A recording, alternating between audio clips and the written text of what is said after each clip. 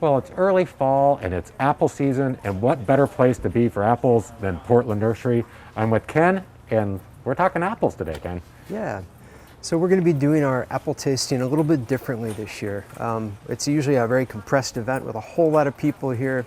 That just doesn't work with COVID. So what we thought we would do is, since apples are actually harvested over a really long season, is we thought we would just sort of bring fruit in as it's ripening off the tree. If we got a little extra, we might put that into storage and maybe sell that apples much later into the winter as well. Our growers are, of course, part of the family. We've been buying apples from folks for 30 years at this point, Right. And we couldn't just leave them in the lurch with the season. Right. And your customers have come to Absolutely appreciate the apples right. every fall. Some of these heirloom types are just really, really hard to find anywhere else. Right. So.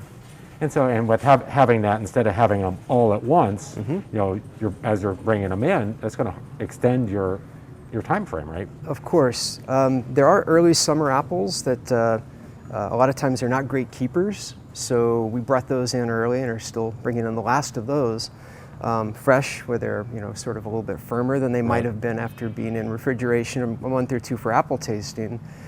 And on the other end of the season, we get things like Rome Beauty, Newtown Pippin, some Arkansas Blacks sometimes, that really ought to be hanging until the second week of November to really come up to full flavor.